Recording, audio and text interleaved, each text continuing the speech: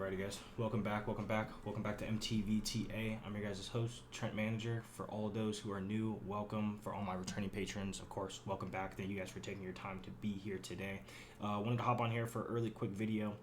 Kind of wanted to chime in. We had crazy news over the weekend like we always do, but in particular, we had a project that was killing it this weekend and challenging, the footing of another project, which would be Ethereum. Binance Coin, or Binance Smart Chain, is what we will talk about. Is going to be the protocol, or the project we're going to be talking about today.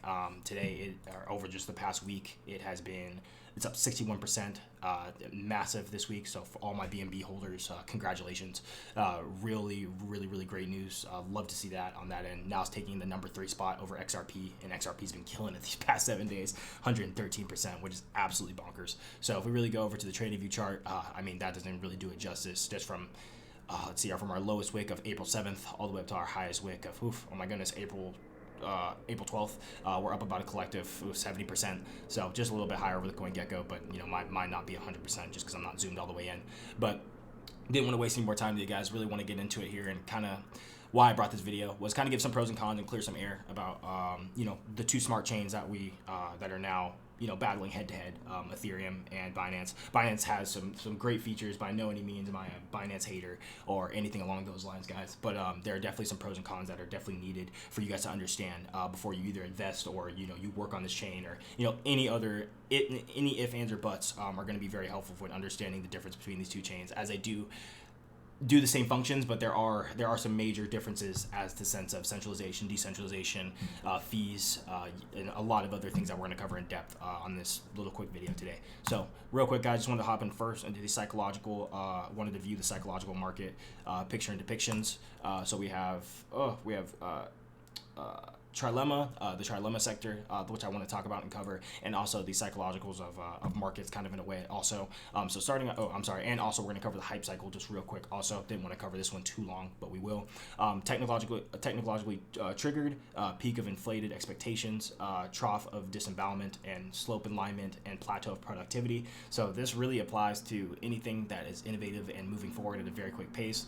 An example would be such as the internet. I remember we weren't really, a lot of us, me particularly, I wasn't really, alive and functioning enough to understand the dot-com bubble. But of course, this follows the exact same outcome. You can have the technology trigger, you have the pump, then you get the peak of inflation as expectations. Where can this go? That's where people are asking questions and not always understanding exactly where the where the project is going. Kind of just a really big speculation. And then trough of disembowelment is when you kind of slide down, when you may have an extension deadline that is extended, or maybe you just like Ethereum, the phase rollouts that we're going through, phase 1, phase 2, it's over a course of years. It's not all in the same year. So honestly, the exact same way that we can compare this to this chart.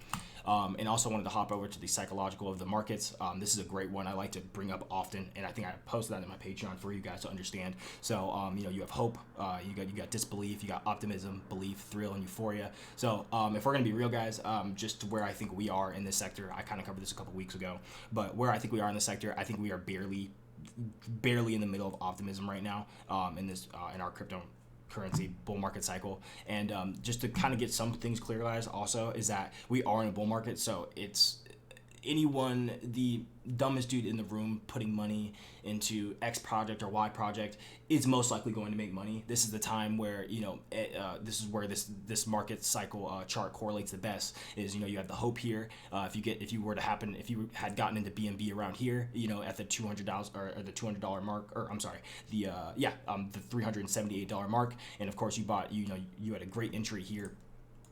And then you wrote it up to here, and let's say even you were an earlier adopter, getting in here, at the 276 mark, and you wrote it all the way up until what you are currently now. So this chart plays a very common role with not only just cryptocurrency stocks, anything with bar graphs, with line graphs and bar graphs, anything on the chart. This really applies pretty well. So realistically, like I said, you have the dumbest person in the market, making money, and you guys just to be careful and kind of just understand, these projects and kind of what they have to offer. So, what I have here, I put down some small notes. I put fees. Some of the main reasons that people, Binance Coin is doing so well is, the reduced fees. I think the max fee you can have, let's double check, is 0.1% of your maximum fee. So that's almost down to pennies to the dollar for doing transactions as big as, a couple $1,000s, versus Ethereum where, gas fees can range up from $50 all the way up to $100. That's definitely one of the things that are driving people to Binance chain. Fundamentals are really good. Like I said, guys, I'm not a hater of Binance chain. I've worked with it. I had to migrate from Ethereum smart contract over to Binance smart chain. It was fairly easy, nothing too crazy or anything over the head that I was very struggling with. So the fundamentals are really, really good. And percent gains, we are in a bull trend, just like I covered. So people are always making money, so they're taking that risk. And market psychology. Most people don't really look too much into market psychology on that side, but that's always not the biggest thing. That's important, but majority of people are not going to look at this chart and kind of run their investment strategy off this. So absolutely. And also I wanted to go over to real quick and talk about the trilemma. So this is the one thing that is super, super duper important when comparing blockchains and other projects, particularly centralization versus decentralization. So the trilemma trade-offs is where you get, the pros and the cons of ones, because you can't have the yin without the yang. So decentralization, this allows for the control and storage of data and distributed across multiple nodes within the network. And this is where the decentralized networks come into play. So Ethereum is, exactly like that. So the difference between that and Binance Smart Chain is the centralization. So if we actually go over to this over here, over blockchain 101s, so here are some of the pros and cons that we can cover for decentralization and centralization. So the third-party involvement, yes for centralization. Decentralization, no. Control, full control stays within the central authority. That is for centralization, and then decentralization, control stays with the user itself. More prone to hacks and data leaks, true. Less prone to data leaks and hacks. That's for a single point of failure. That is one problem with centralization, with a single point of failure. And just like I got ahead of myself, we covered that down here. Yes, no. Easy to use, intuitive and easy to use, very true.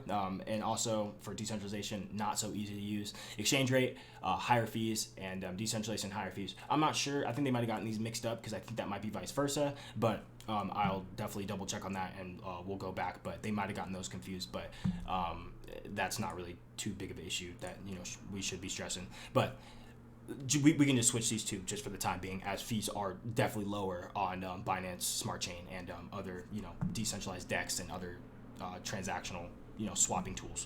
So definitely want to go over that just quickly, guys. And here, let me go through real quick. We can check Binance's crypto exchanges. Binance has been killing it as an exchange. They are the largest crypto exchange, pretty much whomping Coinbase over market, or at least over 24-hour volume, over just overall market value as well. They are completely dominating. So I could definitely give kudos to Binance Smart Chain and their efforts for what they are doing. And really going forward, guys, we're going to go over quickly kind of what Binance Smart Chain kind of includes also for the pros that kind of beat out Ethereum in just my eyes. As an Ethereum user and an investor mainly of Ethereum, I do not own any Binance coin right now. I have been looking for entries as a pullback, but for right now, I'm kind of just going to sit back and kind of see how this unfolds. Just from someone who worked with the blockchain or works with Solidity, Ethereum's language, on a pretty much every other day basis. There are some things about Ethereum that I highly favor, and there are things about Binance chains I also highly favor, but I kind of have my side and kind of where I choose, but I'm very open-minded as to where I think this is going to go, and if needed, of course, if you can't beat them, join them. So absolutely. So one of the cool things about Binance Smart Chain is that what they include is they have massive yield farming. They got staking already within Binance. Wallet bridges, DEXs. DEXs are literally just they're swapping exchanges. So just like Uniswap, where you go and you can plug in your amount of crypto, and it would scan across the web of DEXs and other Uniswap exchanges, and it would find you the best swap available for your tokens and everything else that you would like to swap. So one of the things that Binance Chain does super duper well is that it incorporates all of these kind of in a way. So not only does it connect Bitcoin, Ethereum, Polkadot, and some other chains into one, but it also makes it very easier for new developers and other people who are kind of not so familiar with the kind of the MetaMask setup and the whole cryptocurrency exchange setup, kind of along those routes.